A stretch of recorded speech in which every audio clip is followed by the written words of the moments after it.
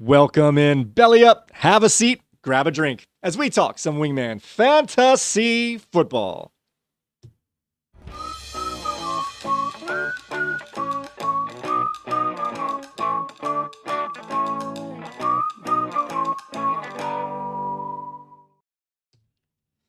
Welcome into another edition of Wingman Fantasy Football, the League Podcast. I'm your host, Michael Furley, and as always, I'd like to thank all of you, or any of you who may be watching or listening to today's show.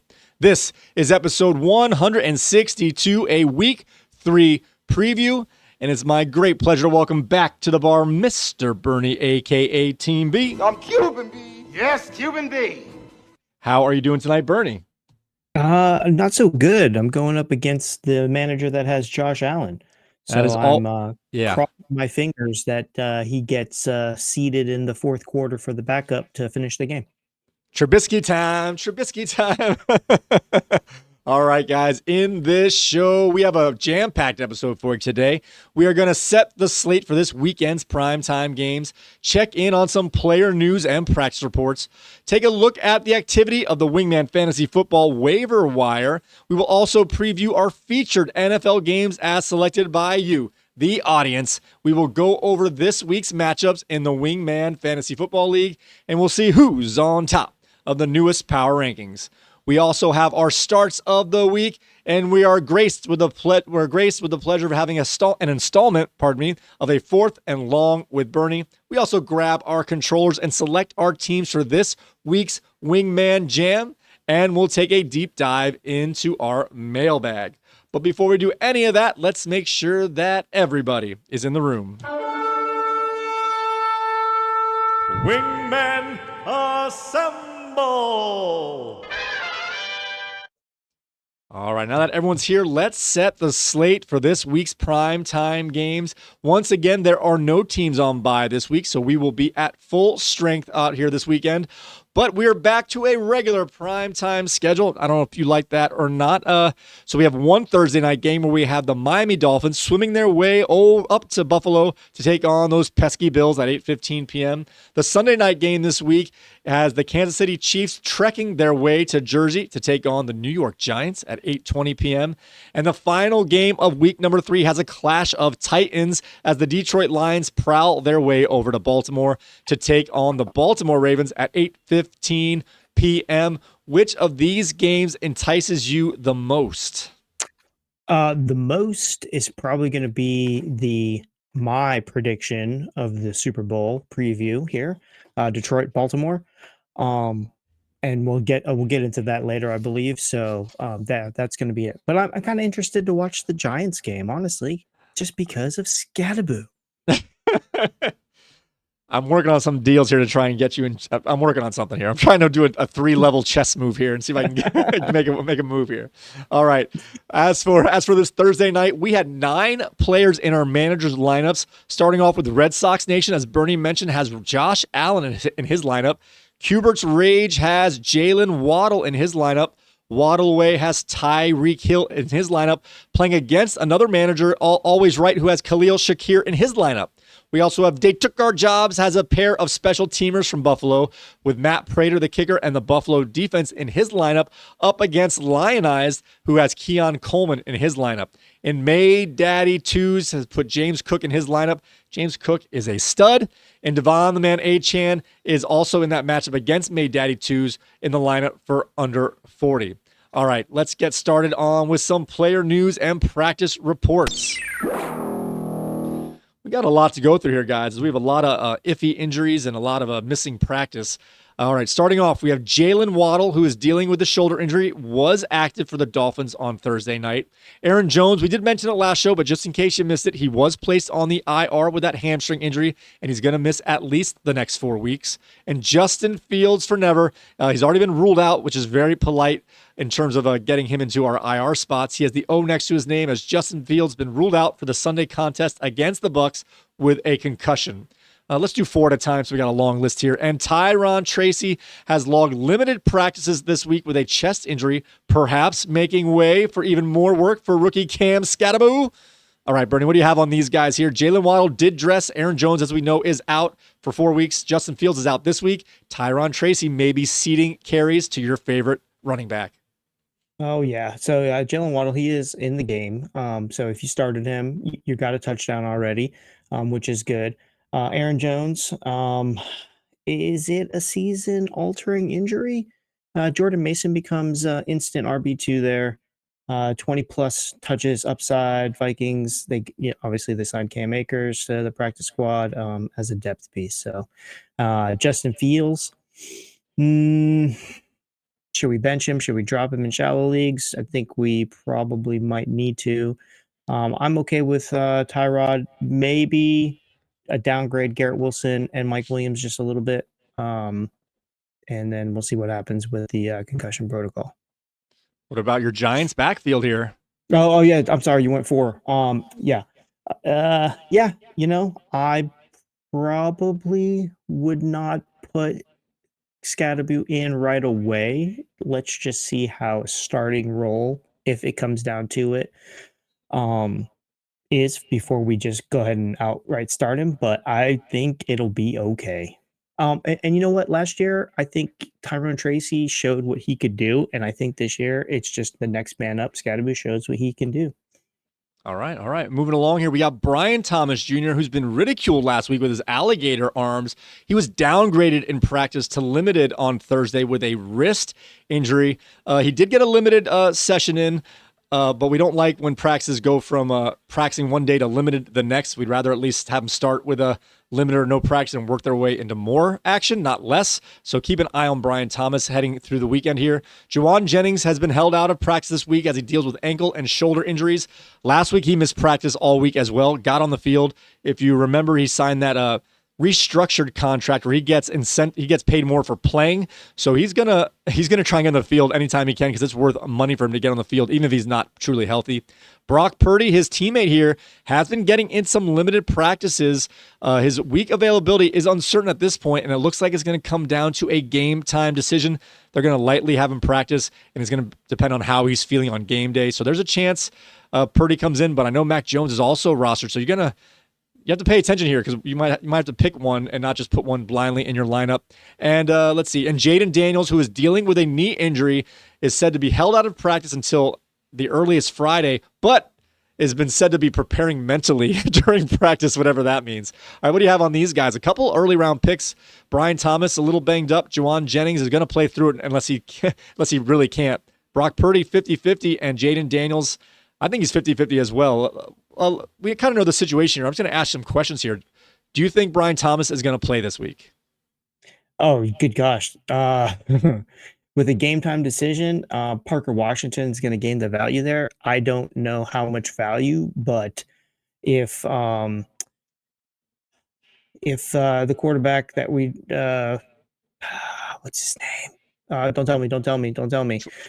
The guy with the hair, Trevor. Yeah, Trevor.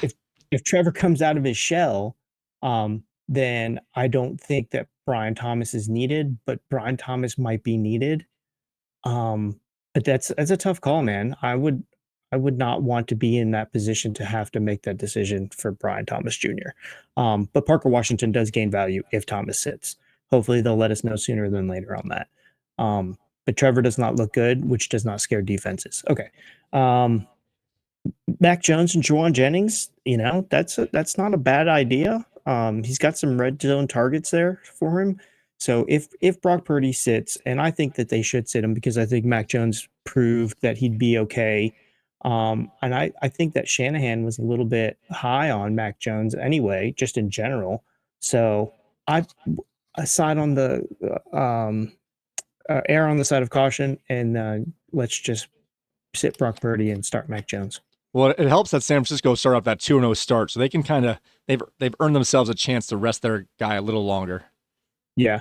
So if Marcus Mariota plays, you got to expect some mobility issues and limitations affecting that rushing upside that Daniels brought to the table. So Mariota should be good. You might get a little bit more out of the running game from the Washington running backs there. Do you think Daniels is going to play? Mm, I don't think they should. It's the same thing. I don't think they should play him. If it's anywhere, like if there's any doubt, Right. he's too important for the team Right. long term. It's too early in the season. Just get Mariota in there. Mariota's been with the team, so he's not like a Carson Wentz coming in fresh, learning something. Right. Mariota can run the offense as needed. Mariota's a smart guy. He knows what his own limitations are. Okay. All right, moving along here, we've got Tyler Warren, a rookie tight end for the Colts. Been looking really good, actually. He's been getting 5 catches or so each game. So he's very involved in the Daniel Jones, Indianapolis offense here. He's been missing practice. He missed practice on Wednesday, but to return on Thursday with a limited session as he deals with a toe injury. He's a tough dude. I think if he can go, he's going to go. DeAndre Swift has been limited with a quad injury. Again, it's hard to say it this time of year. We're starting to get into those veteran days of rest. But he did miss, he's been limited in 2 days of practice for DeAndre Swift. They don't have too much in the backfield there behind him. And Brandon Ayuk Hadouken! Has begun doing individual drills on the side as he ramps up his activity for a potential return from the knee injury he sustained last season. He will probably still be out another 3 to 4 more weeks, but he is working his way back. And let's do one more. Josh Jacobs popped up on the injury report with an ankle issue, but did get a limited session in on Thursday. All right, we got Tyler Warren, limited practice. DeAndre Swift, limited practice. Ayuk is starting the process of getting back, and Josh Jacobs popped up with an ankle issue. Yeah, so really the two that I really wanted to circle here are going to just be Josh Jacobs and DeAndre Swift, the running backs. And I think you're right. I think Josh Jacobs is an RB1 start, and I think DeAndre Swift is an RB2 play. He's going to maintain that workload, so it's likely he's going to need to be the running game will need to be dominant against the Dallas defense. But I don't. I think both of them are starts if they're on the field for sure. Yeah, I'm not saying he is or isn't hurting Josh Jacobs, but I had, as a manager of his last year, he had pretty much every week he was limited all the weeks. So I think he actually was slightly banged up, but he always played. He always played tough. They know he's their only offensive running back of import, so they're going to give him as much time off or limited sessions as possible. I'm not overly concerned, but definitely keep an eye on it because they sit him out for to give him a rest doesn't mean that these injuries aren't real sometimes. So I think he's fine, but don't assume so. Keep an eye on that heading into Sunday. All right, moving along. I want to make a sound effect for this guy. I'm thinking it's a Mecca, a buka, buka, buka. All right. Sorry. So Emeka Ibuka has been absent from practice on both Wednesday and Thursday as he's dealing with a groin injury. Brock Bowers remains limited with a knee injury. However, this is the same injury that he did play through last week. Xavier Worthy, has logged in back-to-back limited practices, and it looks like he may be able to return to game action this week in week 3. Chris Godwin logged back-to-back limited practices. He's kind of keeping that regimen here. Looks like he's getting closer, though. It looks like he may be able to return as early as week 4, but it's definitely going to be, I say definitely. It's looking more likely in that 4 to 5 range instead of that 5 to 7 range when he might return. So we got Ibuka is banged up here. Bowers is playing through that same knee injury. Xavier Worthy might be coming back, and Godwin is getting more and more practices, but he's going to probably miss a week or 2 more. Yeah, so Brock Bowers, obviously, let's just keep monitoring that. That's great. Worthy comes back, but I think Hollywood Brown still is the play there. And then Chris Godwin, again, maybe week 5, I think is probably the best, safest bet there for that. Otherwise, Mike Evans and everybody over there, Rashad White even stepped up a little bit. Everybody's going to get a turn there. Baker's lead in that pack, so he's going to make everybody play a little bit better. And then as far as Egbuka goes, we'll just have to talk to Lion Eyes before the game starts. And if Lion Eyes has him in his roster, you should definitely sit him. And if Lion Eyes has him on the bench, he's definitely going to have like 18 to 25 points. So the one that, Ibuka catches my attention here, but Worthy, I think Worthy's really good, obviously. I like him as a player. I like him in that offense. But being the kind of injury he has, even if he says that he's able to play, it's only going to take one hit, one diving catch, one big fall from a leap that he's going to be a risky player to put in your lineup for probably the whole season, but at least the first couple of weeks he's back until you kind of get him hit a few times, because one hit can knock him right back out of this game. Yeah, definitely. I think if he is on the field, he's going to decoy, and I think you're still going to be Hollywood Brown's still going to be the go-to there. All right, moving along here, we got Christian Kirk has logged in back-to-back limited practices and appears to be on track to make his season debut for the Texans. Oh, that one's old. We have Zach Charbonnet has yet to. Oh, Bernie, I know your ears are perking up on this one. We've got Zach Charbonnet has yet to practice this week as he deals with a foot injury, leaving his week 3 availability in doubt.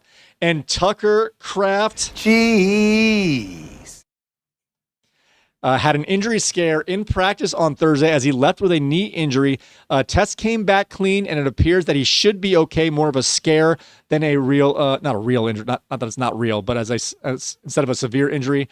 Although keep checking back on the news because his week 3 availability might still be in doubt, but his long-term outlook is looking pretty safe considering the scare they had today.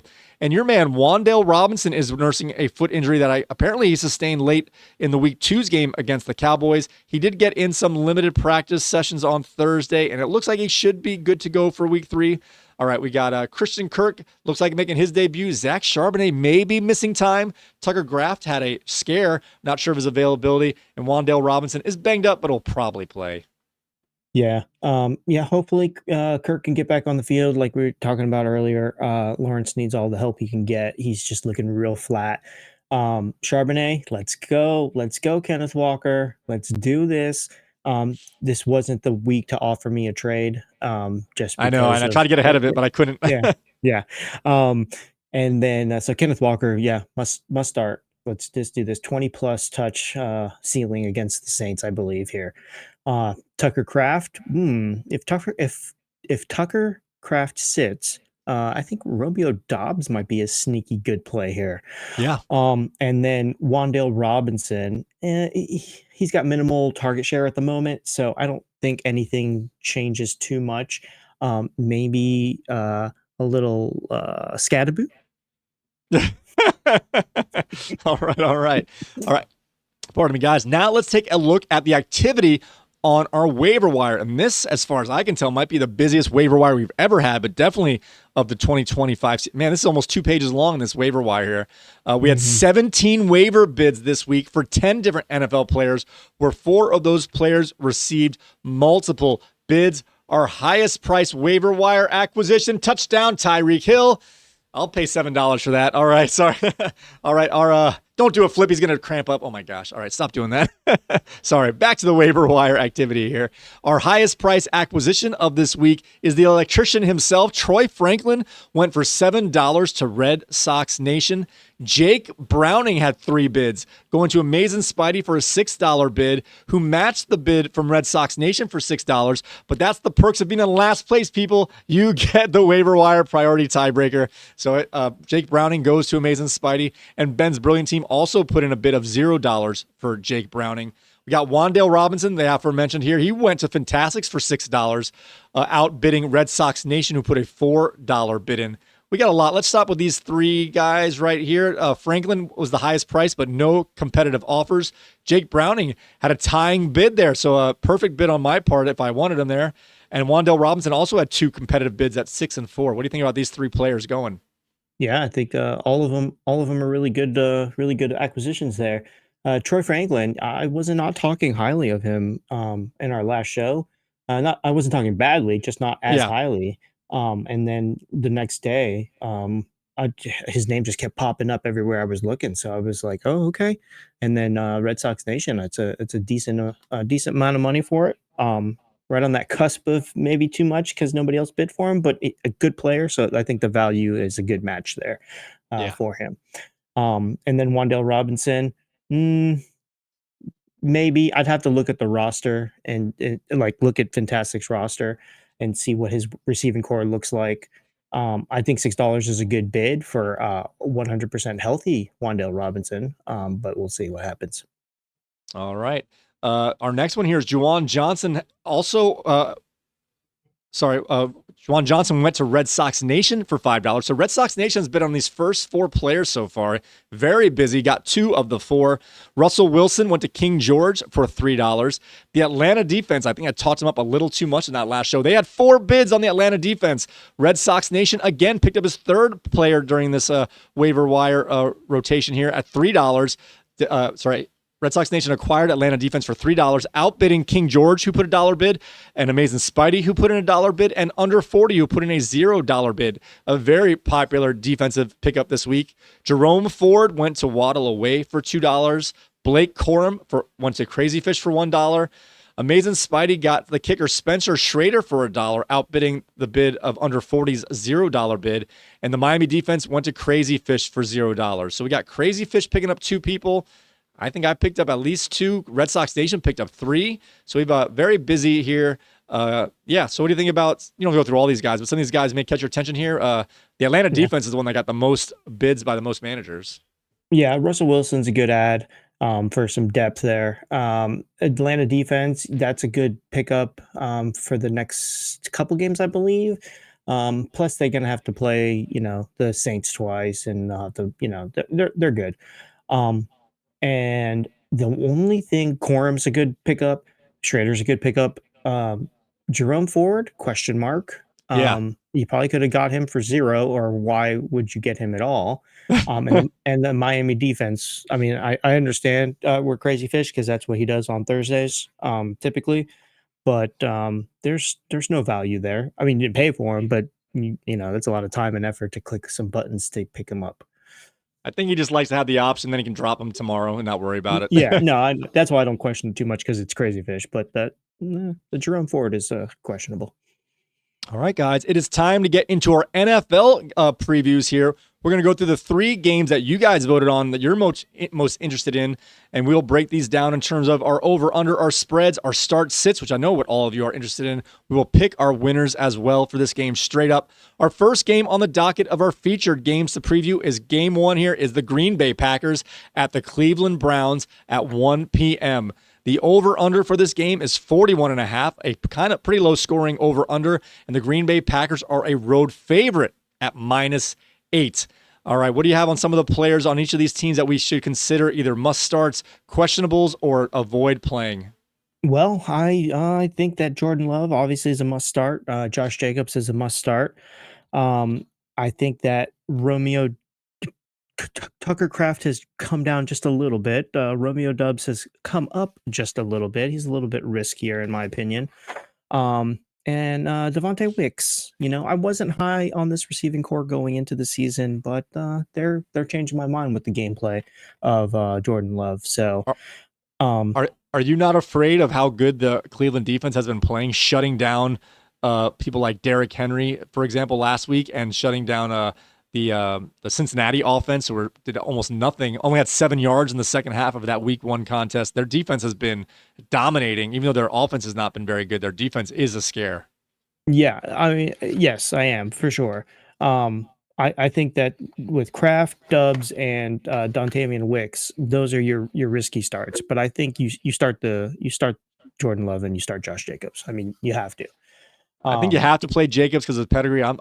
Because he can get a touchdown or 2, even if he gets bottled up in terms of yards. He might have 40 yards but 2 touchdowns. Yeah. Love's been playing great. He's been efficient because they've been, scoring just as they need, and their defense has been holding the other team down. So I'm not looking to start Love in these kind of dangerous matchups in terms of the defense. So I'm looking for other options. It obviously depends on your particular that's your roster. fine. It depends on your roster for sure. Yeah, I'm looking to try and find another option instead of Love. Jacobs is the only must start in my opinion. Even that I'm a little sketchy on. Yeah, Jordan Love is in my QB 8 to 12 kind of range. Right. All right, we got some players here for the Browns. They've got a lot of options, but they've all been kind of middle mediocre. It all depends who scores a touchdown. Flacco has been not quite as good as we've hoped, but he has been throwing the ball a ton. Judkins is only going to get more and more work. Ford, like you mentioned, his work's going to be going down in terms of opportunities. And then you have the receivers here, Jerry Jeudy, Tillman, and Njoku. Njoku's been underperforming. Jeudy and Tillman have been a little spotty. So I'm not sure. Again, another tough matchup. We have this game on here because the defenses are just really scary, almost making you want to avoid almost all of these players offensively. Yeah, I mean it's almost the same kind of lineup here. I'm gonna start. I'm gonna start Joe Flacco if you're desperate. If you're just decimated with injury and you didn't get anybody off the waiver wire that looked halfway decent, I would be okay starting that. But Cedric Tillman is one that really kind of piques my interest. He's got a touchdown catch in each of the first two games, so I don't think that Green Bay's defense can stop them completely from scoring a touchdown. So if you're looking for 50 yards and a touchdown, I think you can get something out of Tillman. I don't want to. I hate calling my shot when it's my team here, but I've got the Green Bay defense. I'm expecting at least 4 sacks on Old Man Joe. Yeah, what do you expect as far as scoring though? Just field goals, no touchdowns? I don't know about the points. That one's you never really know about, but Yeah. there's a chance to keep that under 200 total yards of offense potentially if they dominate and they get some Yeah. sacks. You just have to wait. But Flacco can always throw 1 or 2 random bombs, so you can't count anything out here, obviously. Right. Well, I mean, you know what they say about week 1 and week 2, though? They're both liars. Because look at week 3, the Dolphins offense has scored 21 points against the Bills, 21 points. So who's to say that the Green Bay or the Cleveland is going to be a shutdown defense this week? Fair enough. Fair enough. All right, let's just get into our picks on this game. The over-under is very Mhm. low at 41.5. Do we think this is going to go over or under the 41.5? I think it'll go over. Over. I'm going to go That one's 28 close. to 14. Yeah, I think this game Packers. might be 24-10, 24-13. I think it's going to be under, actually. I'm going to go under. Even if it's 24-17, that's Spoken under. like a man with a defense on the line Yep. there. It's going to be close. I think it's going to be that 24-17 at the high end here. So I think it's going to be under. We got Green Bay favored by 8 points. That's a pretty big number for a road team. I'm not sure. I mean, I just called out some scores here. Do you think Green Bay is going to cover that 8? No, I think it'll be a 4-point loss for 28-14 to Packers. Okay. And we think we're going to pick the Packers Oh, I'm Packers sorry. out. I'm sorry. I'm looking at my numbers and I'm doing math all wrong. I Yes. thought I heard you. I was going to let it go because I make mistakes too. So Yeah, yes. I'm looking at the 8 and the 4 and I'm like, that's only 4 points. No, that's 14 points. Yes, they will definitely cover that. okay. All right. And we have Green Bay winning this one, obviously. Yep. All right, on to our next game. Game number 2 of our featured 3 to preview here. The New York Jets at the Tampa Bay Bucks, also at 1 p.m. The over-under on this game is 43.5. Another big, they're a home favorite this time. Tampa Bay is favored by 7 points. What players are we looking at as automatic starts, potential starts, and avoids here? Why don't we start with the Jets lineup? Ooh, the Jets. Let's see what we got for the Jets here. Risky starts. They're all risky starts. Tyrod's a risky start. Garrett Wilson's a risky start. Bucky Irving is a risky start. Oh, I'm sorry. Bucky Irving's on their team there. I don't have any must starts for the Jets, to be honest. Yeah. All my must starts are going to be on the Tampa Bay side. So their 2 best players, I would say, would be Breece Hall and Garrett Wilson. So what's your I know you said they're not automatic. What's your confidence level on starting them? 75%, 50%, less? Against Tampa, at Tampa, without any sort of offensive power going into them, with no, they're gonna be throwing the ball. So who's the better out of the backfield running back? For the Jets? Yeah, for the Jets. You mean Breece Hall or Braylon Allen? Is that what you're asking me? Yeah. Who's the better pass catcher there?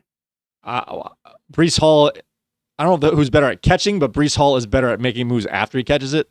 I'm hoping as the Breece Hall manager here that well, I'm just saying I'm looking at it from this way here. We know that Tampa Bay is pretty stout against the run, but we also saw how Atlanta were like, when in that first game, we're like, we know you are going to stop the run. We're going to throw screen passes to Bijan Robinson. He had a ton of big plays on the edge. So I'm hoping, who's the better pass catcher out of those 2 backs? That's who you're going to start. I think Breece Hall, and again, whether who's the actual better catcher, but who's the better one to do something after the catch, I think it's definitely Breece Hall. I'm hoping they take a little bit of a, watch some film from a team that did something effectively against that line, and I'm hoping that Breece Hall gets several catches with a couple long scrambles after that. Yeah, I mean, honestly, I'm staying away from everybody except Garrett Wilson.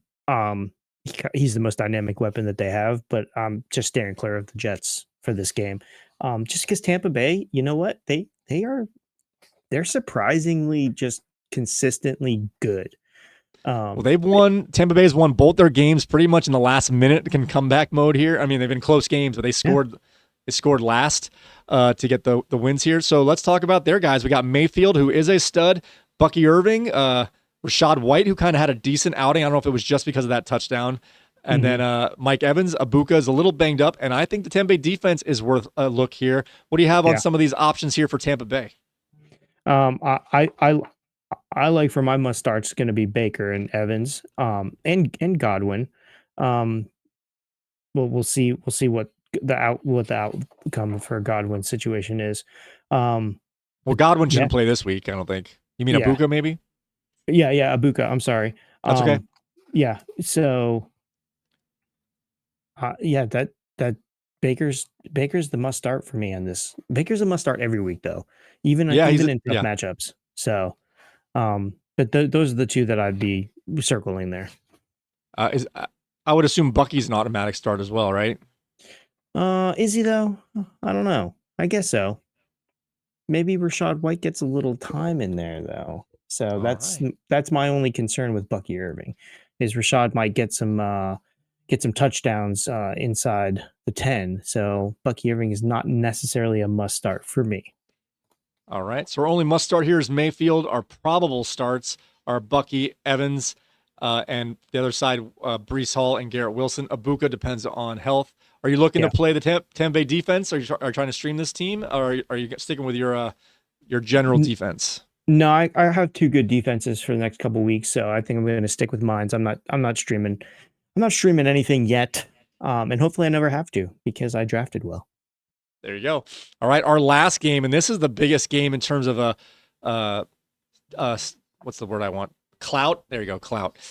On Monday night, our last game of the week, we had the Detroit Lions heading over to Baltimore to take on those Ravens at 8:15 p.m. We had some low over-unders before, but now we're getting into some big numbers here. Now we're talking about offense, not defense. This is a fantasy football show. We don't care about defense. We've got a 52.5 over-under. Baltimore is favored at home by 5 points. All right, we have the obvious players here for Detroit.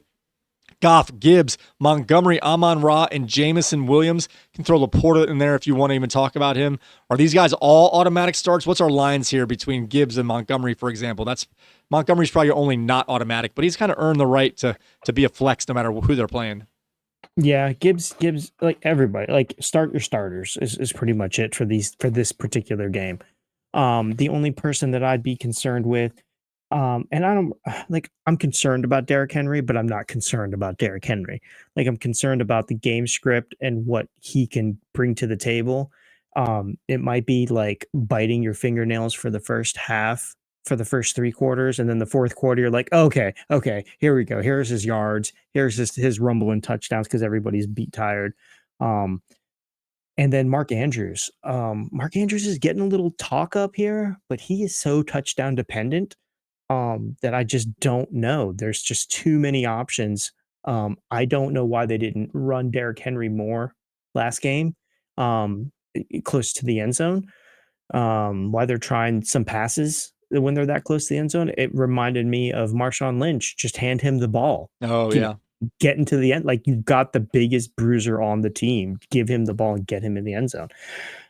So really Mark Andrews and maybe Montgomery and maybe Jameson Williams, I'd put those three together in the teetering, like not must start, but pretty close to must start. You don't think Zay Flowers makes that group? No, I'm starting Zay. I think Zay Flowers is. Zay's a start. Okay. Yeah. That's what I'm saying. Your starters, you're starting all of them. They're all must starts in this game. This is going to be a big game, man. This is going to be the exact opposite of Green Bay, like you said, the Green Bay Cleveland game. All right. So we got the over under here at 52.5, a pretty big number here. Are we going over this one or under? I'm going over this one, man. Yeah, for sure over. All right. And we got Baltimore is favored by 5 points. Ooh, get down. Sorry. So we have the favorite here, Baltimore by 5 points. This one, I don't know. This one's going to be tough. Who do you think is going to take this one in terms of the spread? I think that in terms of the spread, I think that the Lions can cover that. But I think Baltimore wins this game and the Lions will win the rematch in the Super Bowl. Okay. All right. All right. All right, guys. Let's get back to the fantasy side of things. Let's see who's playing who in this week's matchups. I want you! I want the stallion! Ready, down, put. This week's matchup.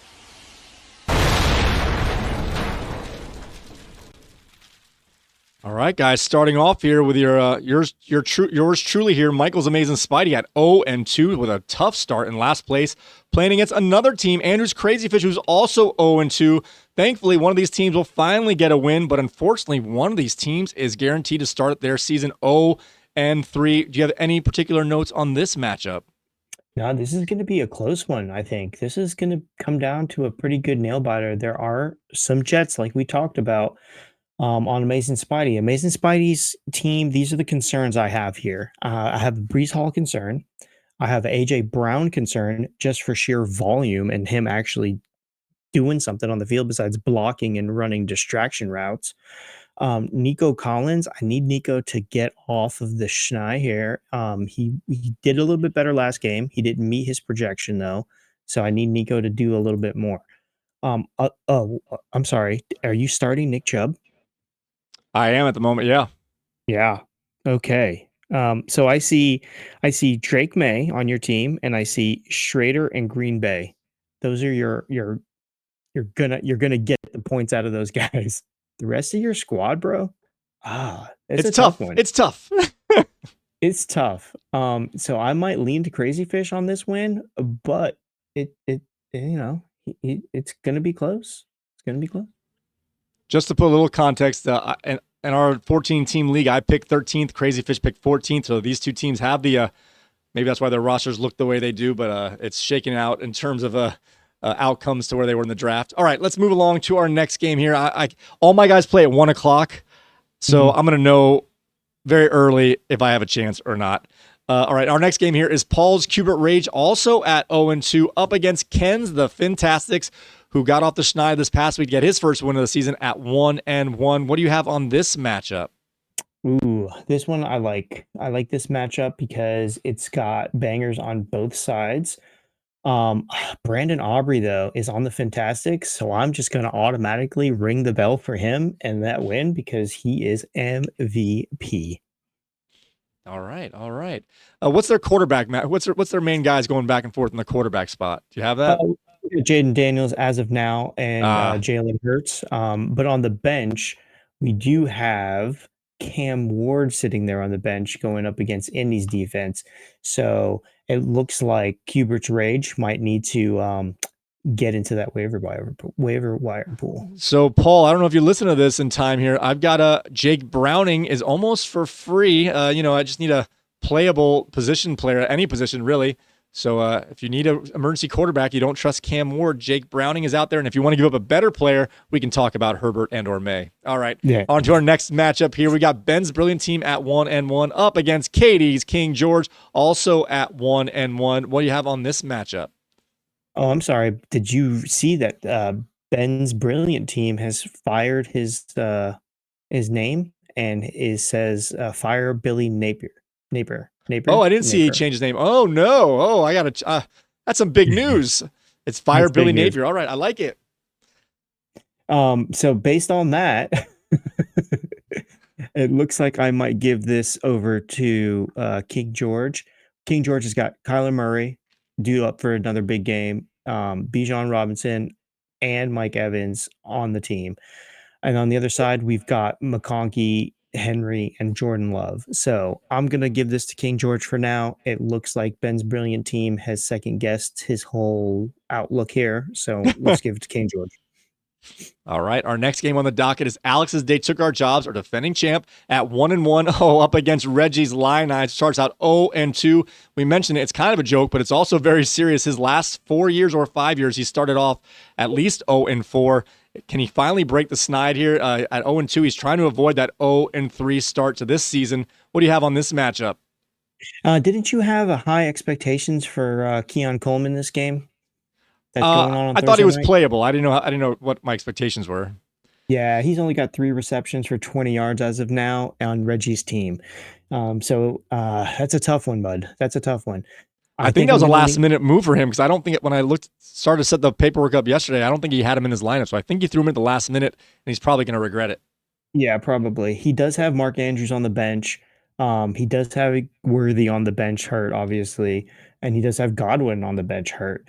He does have Judkins, which is still a risky play. So he's got his lineup set for the best outcome, I think. But he does have Matt Stafford against Baker Mayfield on They Took Our Job side. They Took Our Jobs, Mayfield, Gibbs, um, Kyron Williams, DeAndre Swift, which is could teeter either way. So it'll be a close one, I think, and I think They Took Our Jobs will take this one. Sorry, Reg. Another player out there do the Rams play the Eagles this week? Is that who they're playing? The Oh Rams play the no! Eagles at Philadelphia. So if he's not feeling too good about playing Matt Stafford there, another person out there. If you need quarterbacks, I got several. Let's make a deal, man. I'm hoarding these people for a reason. Let's work on something here. All right, moving on to our next our team here. We've got Corey's May Daddy 2s at 2-0 up against Brian's under 40 also at 2-0. This is our only clash of undefeated teams. What do you have on this particular matchup? Oh, May Daddy 2's taken the high point for the week, high point for the year so far by fractions of a point for me. Good job. Bryce Young's on his team. Bryce is going to have a bad game against the Atlanta defense. Bo Nix is on the other side, but he's going up against the Charger defense, so that's going to be a little iffy, but I'm going to sway this one to Bo Nix's side. Genty is on the team with Bo Nix over here for I'll take under 40, and Garrett Wilson is. So I'm a little concerned with this team. I think I'm going to lean to May Daddy 2s. He's already got James Cook, Jimbo with 18 points, and Achan is on the other side with only 12 points. So based on that, based on the quarterback situation that I don't really like, I think I'm going to go with May Daddy 2s. Hold on one second. May Daddy 2s could possibly have Mac Jones as a starter and then have to change his name back. He's on his bench. Right. Yeah, there you go. All right, our next matchup here, this one's near and dear to Bernie's heart here. We've got Jimerson's Red Sox Nation at 1-0 up against our number 1 seed at the moment, our highest scoring team in all the land, Bernie's Team B at 2-0. What do you have on this matchup? Ooh, if we can keep Josh Allen under 30 points after the Thursday night game, then I will be happy, and I will say that I'm going to take this home. McMillan, Barkley, Hollywood Brown, Warren, Pittman Jr. That's the Red Sox Nation side. So Josh Allen and Saquon Barkley, that's who I'm scared of. Yeah. If we get 50 points between the two of them, then they're doing something good, but I don't think the rest of the team can cover another 60 points, and I plan on breaking 100 again. Okay, all right. Our last game on the docket here is Nick's Waddle away at 1-1 up against Jeff's Always Right, who's also at 2-0. So this is another big battle here. Jeff can get himself with that undefeated club, and Nick has a chance to put himself right back in the top half of the standings with a win here. What do you have on this matchup? Oh, man. Right now, out of the gate, this is a wide receiver matchup for Thursday night. Tyreek Hill on Waddle away has 13 points already. And Always Right, Never Wrong has Shakir at 12 points. So this is a close matchup right off the gate. We got Lamar Jackson going up against Patrick Mahomes. It's going to be a shootout over there in Baltimore and Detroit, like we talked about, but it might also be in KC and the Giants. Russ is not going to just sit back and not, have some garbage time here. So Mahomes might have to do something. Can this end in a tie? I don't know. I'm going to leave with Always Right, Never Wrong because I see George Pickens on the other team and I don't like him. Okay. All right, getting into our next segment here, guys, it is time to take a look at the updated power rankings.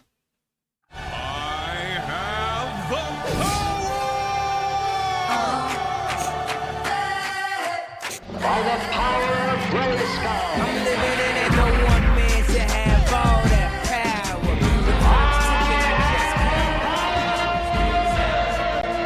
Wingman Power Rankings. All right, let's take a look at our power rankings. I want you to run us through some of this here, Bernie. What are we looking at? Who's moved up and down here? Who's All on top right. and who's on the bottom? How's that? We actually, we got a little shuffle going at the top here. The top three this week, Team B at number one, tied with May Daddy Twos, it looks like, at number one. And then Fantastics in the number three spot, which is completely different than last week's. And then at the bottom, we have the same two teams at the very bottom, Amazing Spidey at 14, Lionized at 13. But Ben's brilliant team has dropped down to 12, and I think that's probably why he is firing Billy. I'm so sorry, Ben. So sorry. But go ahead. I was gonna say, do you see any drastic drop-offs? I'm sorry, Red Sox Nation was at number one last week. Where is he this week? He's at 8. So that's one of the bigger drop-offs here. Yeah, that's everyone else is pretty much in that same top third, bottom third, middle third. The one thing I'll mention here real quick, thanks again, Red Sox Nation. We call this the RSN Index after Red Sox Nation who put together this thing. I was able to go through the formulas here and adapt it for the 14-team league this year. It took me a little bit, but I figured it out. So we have 4 criteria that get you onto the power rankings here. We have your overall record in terms of win-loss. The team with the most wins gets ranked with a higher number. And then we also have total points scored, your ranking of points per week. So if you like Bernie, you had the highest score 2 weeks ago. So he was 13-0 because he had more points than all 13 teams in week 1, and gets a number of 12 as he had more than 12 teams in week 2. So that's another thing, another column. And then the fourth column is the projected points going forward for the remainder of the season. So that's your, you got 4 criteria. You add them all up, take the average here, and then you get your points up top. So we actually have a tie on top, Bernie. You're not there by yourself. You are tied with May Daddy Twos as he was the number one scoring team on 1 week, and you were the other one. So with that combination of numbers, you guys are both at, looks like 47.5 for your index number, and that's the highest. You guys are both ranked at number 1. Yeah, that's okay. I'll be, co-rank. I'll just say my name first because it's on the list first. So I'll just be first. All right, you are number 1. All right. All right, guys, it is now time to get into our starts of the week. Bring it in. Take a knee. Who wants in? Oh, pick me! Oh, I know, me! All right, son, don't let me down. You're in. Wingman Fantasy Football starts of the week. All right, before we pick our starts of the week for week number 3, let's do a quick review of how successful we were in week number 2. Going into week number 2 as a group here, we were 1-4. My week 1 output was 1-2. Bernie had that one push, so he was 0-2. So like I said, as a show, we were 1-4 going into week 2. Last week, who'd you have for your quarterback, running back, and wide receiver last week, Bernie? Oh, last week, who did I have? Did I have Michael Penix? Yep. Javonte Williams? Yep. And Emeka Egbuka. Yep, and you went 1-2. Javonte Williams smashed.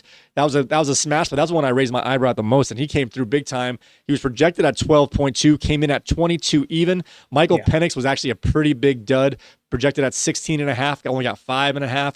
Egbuka was just a little under his projection as he did get in the end zone. He was projected at 12.6, came in at 10.9.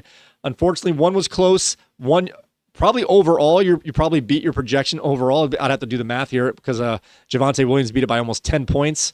But you were 1-2 this past week. I had C.J. Stroud, David Montgomery, Cedric Tillman.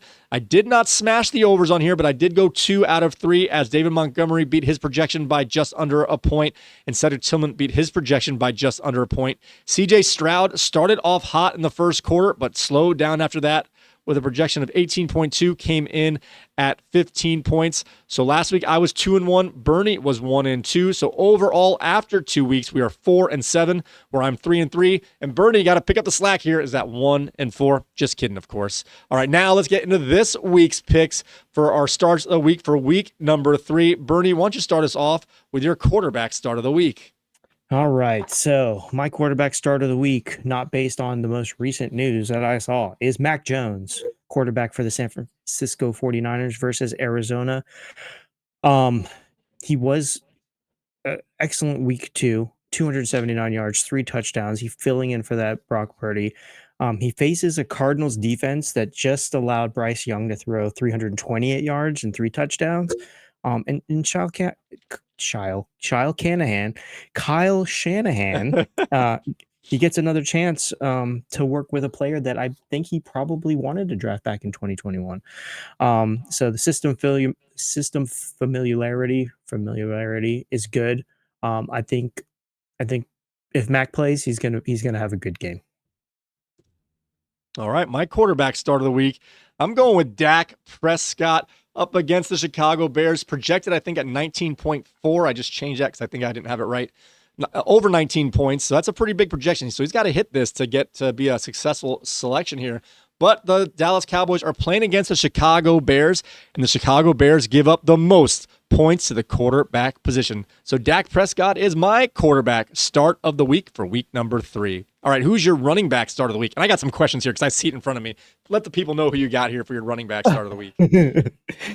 For my running back start of the week, and obviously I'm not going to give you the obvious, start James Cook because you already started James Cook. This is the flex spot. I need to get some points for sure kind of deal. Blake Corum, running back for the LA Rams. I know he's not the starter. I know this. Sean McVay is more open to using multiple backs though. Okay. He averaged 8.8 yards a carry compared to Williams's 3.9 yards a carry in week 2. 3 of his 5 carries came in the red zone, including a 1-yard touchdown. So clear goal line back here. And McVay, it's not always 100% that's who he's going to play when you think he's going to play him. So I think what Blake Corum does, it gives you excellent value where you're going to get 2 touchdowns out of him and, a handful of yards. So it is touchdown dependent, but I think he's going to be at the goal line, especially in this game for Philly, to get these short runs. I will say McVay has been talking up Corum quite a bit in the last week and a half, and he did get in to get that goal line run, and he did score. So my next question here, before I get to my running back here, we have a projection for Blake Corum at 3.3.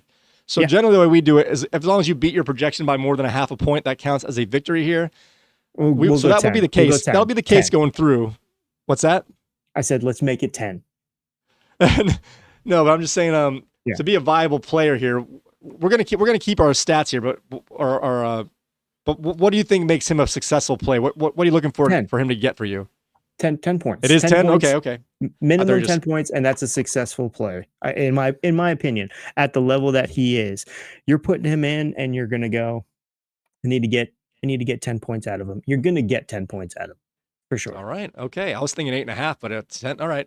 Well, it'll be a success at anything over 4, but if you're really putting someone into play to help you out, you're going to need at least that 8.5 points to make this worth your while. Good luck on this start of the week. Blake Corum is Bernie's running back start of the week. All right, going to my start of the week. It's pretty obvious with the news coming out this past week. I'm going with Jordan Mason, the thumper out of Minnesota. He's projected for 13.6 points this week. A kind of high projection, but as long as he gets in the end zone once, I think he'll be able to crush that a little, not crush it, surpass it. So we got Jordan Mason up against the Cincinnati Bengals, who give up the 3rd most points to the running back position. And with the absence of Aaron Jones and Carson Wentz playing quarterback, the Vikings will lean on their power running game. And Carson Wentz is known to check down to the running back even more. Jordan Mason is not known for his pass catching, but with him not coming off the field, he's going to be the guy catching a couple more passes than usual. So with that being said here, I got Jordan Mason as my running back start of the week. Awesome. I like that. I like that a lot. All right. Wide receivers. What do you think about Cleveland against Green Bay? I think it's going to be a low-scoring game. Cedric Tillman is my wide receiver start of the week. He's had a touchdown catch in each of his first 2 games while being targeted 15 times by Joe Flacco. He's clearly trusts him, and Joe is an old school sort of, you're the guy, I throw the ball, you're there, you catch it. He's gonna be feeding Cedric Tillman. He leads all the Brown receivers in routes and end zone targets this season. Despite a low projection, that's what I'm shooting for here, is to beat this low projection. Then the game scripts, they might force, them to throw more often than not.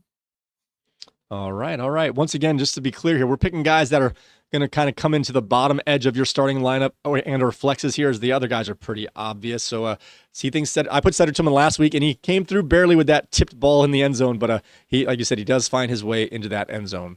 All right. My start of the week at the wide receiver is George Pickens. I'm doing a Dallas stack here. He's projected for 11 points. Again, a little higher than I'd like to gamble against, but with the Chicago Bears being one of the worst teams in terms of giving up points in the passing game here, I think George Pickens is a smash play here. Pickens against the Chicago Bears, who give up the second most points to the wide receiver position here. So look for high-scoring games in that passing attack for Dallas. I've got George Pickens, as my wide receiver start of the week. I like it. I like it a lot. All right, guys, it is now time for my favorite Friday morning segment, and it should be yours. It is time for a 4th and long with Bernie. First down, the game's over. Go for it. This measurement could determine the Giants' It is season. time for 4th and long. With Bernie.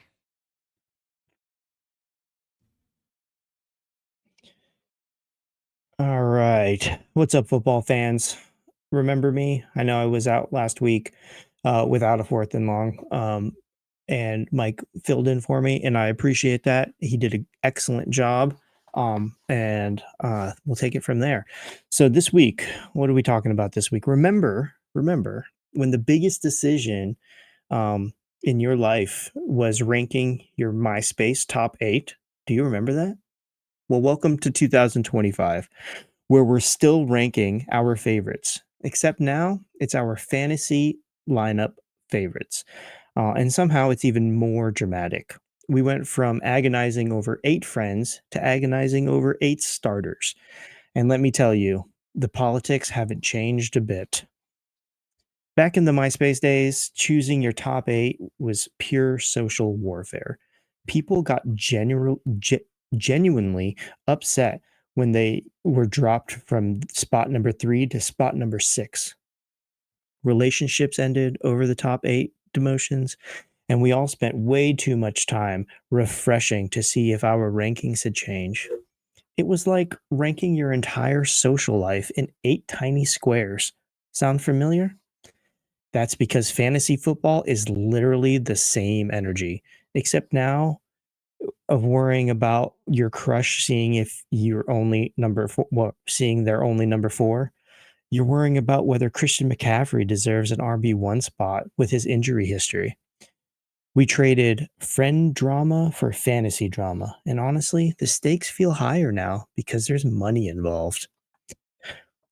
Let's talk about Tom from MySpace. He was everyone's automatic first friend, that reassuring greeting every new user, whether you wanted him there or not. Well, in fantasy football, your kicker is the Tom of your lineup. You don't really think about them. They're just always there taking up space. But here's the thing. Kickers actually have real value this year. Brandon Aubrey has 35.9 total fantasy points after just 2 weeks, outscoring studs total for 2 weeks like Jalen Hurts, Jamar Chase, Derrick Henry, Saquon Barkley, CeeDee Lamb on his own team. Maybe it's time to stop treating your kicker like that friend you automatically accepted and start giving them the respect they deserve. The real similarity, though, is the constant rearranging. Remember refreshing MySpace every hour? Do you remember that? To see if anyone had moved you up or down on their friend's top 8? Now we're refreshing injury reports every hour, hoping someone gets upgraded from questionable to active. This week, we're dealing with Joe Burrow on injured reserve for 3 months, Jaden Daniels with a sprained knee that has him questionable, J.J. McCarthy likely missing multiple weeks with an ankle injury. The anxiety is the same, just with higher stakes. Back then, the politics were intense. You couldn't put your boyfriend number 1 because that was too obvious. But if you put him at number 4, would he think that you just don't care? Fantasy lineups have the exact same energy. You can't start 2 receivers from the same team because that's too risky. But if you bench If you bench one of them that's a stud, will the fantasy gods punish you? Both require strategic thinking and honestly would make chess masters weep. All right, speaking of rankings that matter, here's this week's Elite 8 players that I'm sorry, let me start that again there. Here's this week's Elite 8 players and what type of MySpace friend they remind me of. We got Josh Allen at number 1. He's the reliable best friend who always has your number. The one you could count on no matter what drama was happening. Even bleeding from his nose against the Jets couldn't slow him down. Number 2, Bijan Robinson here. The friend who finally lived up to all the hype everyone was talking about. You always knew he had potential, and now he's facing a soft Panthers defense ready to break out big. Number 3, CeeDee Lamb. Your most consistent friend. The one who always responded to your messages and never caused any drama. He's facing the Bears, and he should continue being a steady presence for you that you can rely on. Number 4, Tucker Kraft, the friend who came out of nowhere and suddenly became super popular. One week he was invisible. Next week everyone wants to hang out with him, though he's dealing with some knee issue right now or something. And number 5, Justin Jefferson, that friend who had to deal with their toxic boyfriend finally getting dumped. With JJ McCarthy out and Carson Wentz stepping in, Jefferson might actually get the attention he deserves. And number 6, Mr. Brandon Aubrey, the quiet Fred nobody paid attention to, who's suddenly the star of the show. He's outscoring the popular kids and proving kickers deserve respect. Number 7, Jamar Chase, the friend whose boyfriend just got arrested. But she's still gorgeous, and everyone still wants to be around her. Even with Jake Browning at quarterback, Chase remains elite. And number 8, finally, the Buffalo Bills defense. The friend group that everyone's scared of just because they always cause some drama for their enemies. Miami's offense is about to learn that the hard way. Obviously, I wrote this before this game was going on. And now the friends that didn't make the cut. This will be quick. Of course, not everyone can make your top 8. You know, some people you just have to leave off the list here. Who do you think starting this list? You got it. A.A. Ron himself, Aaron Rodgers, that friend who keeps talking about the glory days, but now he just complains about everyone else. After a great week 1, he struggled against Seattle with turnovers. He's facing the New England, so maybe he'll remember what year it is. The drama continues. George Pickens, talented but always causing problems. Still waiting for him to have a breakout that doesn't involve social media controversy or sideline tantrums. Caleb Williams, that promising friend hyped up, who's fine, I guess. He had a little step back in week 2 after a splashy debut, but he faces a Dallas defense, which should get him, back on track. And Trevor Lawrence, the friend who everyone thought would be amazing, but turns out to be aggressively average, now goes by Trevor Mid Lawrence, and he has exactly that. He has been exactly that. At some point, we have to stop making excuses for him. So, whenever you're ranking your friends or your fantasy players, the stress is real. The decisions really do matter, and someone's always going to be disappointed with where they ended up. The difference is now that we make bad choices, we can actually win prizes instead of just losing friends. Though, let's be honest, losing your fantasy league to your buddy might hurt your friendship just as much as dropping them out of your top 8 back in the day. So that's your 4th and long this week. Remember, in fantasy football, like MySpace, it's not about having the most options. It's about having the right ones in the right spots. Keep it real, football fans. All right. I love seeing Tom just the nice thumbs up in the top corner. That was always a reassuring look there. So I appreciate that. I was thinking of the T-Mobile Fave 5s or 5 Faves, whatever it was they had. Oh yeah, that was always That was always tough, but MySpace was great. I mean, the evolution of MySpace, the somebody goes to your page and your theme song's playing and all that cool stuff that they had. They should just bring it back. But I think it's like grandpa stuff now. Yeah. Everyone learned HTML that for about a year and a half. All right, guys, it is now time to get this week's Wingman Jam. Let's see here. Before we actually do the graphic here, friendly reminder, this is the final week of phase 1 here. So we're going to get in our pick our teams here, and whoever's at the top of the standings after week 3 will earn themselves a seat number 1 of the Showcase Showdown in week number 7, where they will battle 1-on-1 to earn a prize. All right, with that being said, guys, and we also, scoring is half-point PPR, 4-point per passing touchdown, and no negatives for fumbles and or interceptions. All right, guys, let's get into this week's Wingman Jam. Wingman Fantasy Football. Wingman Jam with Bernie the Bounty Hunter and Amazing Spidey. Boom shakalaka.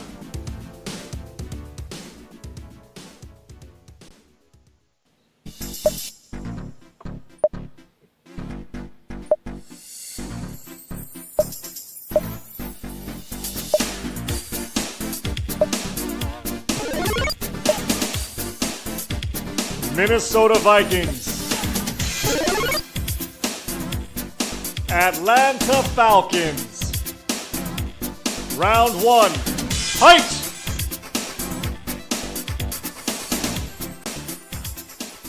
All right, Bernie, I've selected the Minnesota Vikings. I'm going with Jordan Mason, my start of the week, and Justin Jefferson.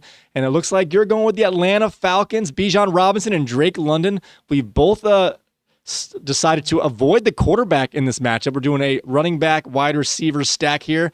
This is for all the marbles here. Friendly reminder, we can still win this, so we can knock out the competitors out there from getting in that spot. We're trying to save some money on these prizes. There we go, buddy. There we go. This is going to be good. Really, the reason for this is, targeting weak defenses at this point. The Panthers allowed 200 rushing yards to the Jags in week 1. They turned the ball over a ton. It's just, I wouldn't say they're the worst defense, but they're down there. They're down there as a pretty bad defense. So obviously London is primary red zone target. Robinson's dual threat coming out of the backfield for catching passes and just putting some moves on people. I don't know if you saw any of his highlight stuff. I think that's the next evolution of maybe one of our segments where we could talk about some highlights or show some highlights, but he's got some moves, man. He's got some real good moves. So I always let you pick first, just so we can. It's easier to go through here. And I had Bijan Robinson ready to go in my brain, and then I was like, you picked him, so I'll have to save the next time they play Carolina here. But you can have him this time. Yeah, no, it's a good pick. It's a good pick all around, and hopefully they produce enough points to get a victory. All right, guys. All right, now it is time to get into this week's mailbag. You've got mail. You've got mail. Wingman Fantasy Football. Mailbag! All right, this one comes in from Austin. It says, hey, guys at Wingman. So I've been playing your Wingman Jam, and at the moment, I'm at the top of the standings. So what is this prize you're speaking of for the winner of the Showcase Showdown? Well, I'm going to say it like this. Bernie and I do this for free. We don't make any money. We're not looking to make any money at the moment anyway. Of course, we're available for sponsors if anyone's interested, but nonetheless. So, if any prizes comes right out of our pockets here. And so we're going to give you the choice here.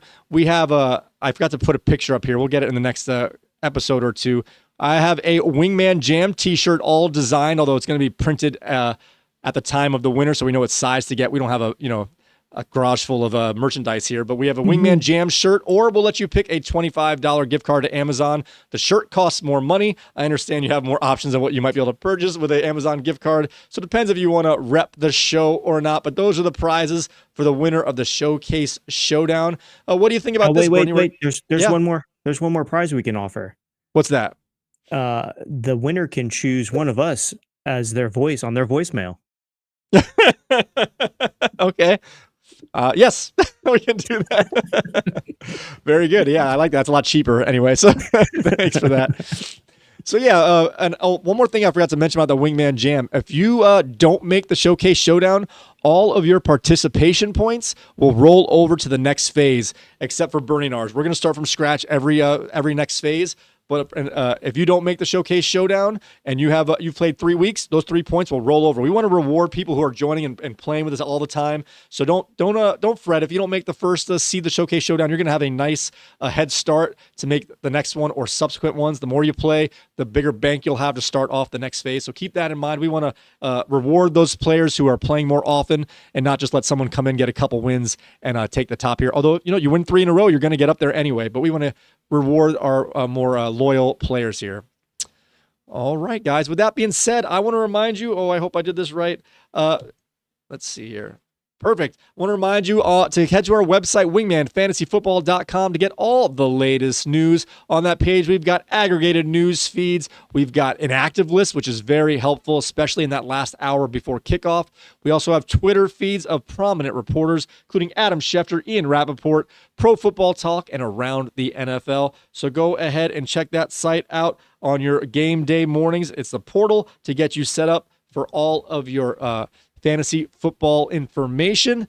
With that being said, guys, I want to thank you all so very much for joining us for another episode of Wingman Fantasy Football, the League Podcast. You can find us on all of your favorite podcast platforms here. Just search Wingman the League, and we will shoot right to the top of your search. While you're there, please give us a 5-star rating. Leave a comment. Let us know what we can do to improve. And if you want to see these graphics and our beautiful faces, go to our YouTube channel at wingmanfantasyfootball.com/YouTube. When you head over there, guys, do me the favor. Hit that like button, subscribe, and hit the notification bell. There you can also let us know what Wingman Jam selections you're going to pick. And also, if you put any comments in there, we'll get them into our next mailbag segment. With that being said, guys, may your glasses be full, your mugs stay frosty, and make your starts of the week score more than 10 points. Very good. All right, guys, we'll see you next time.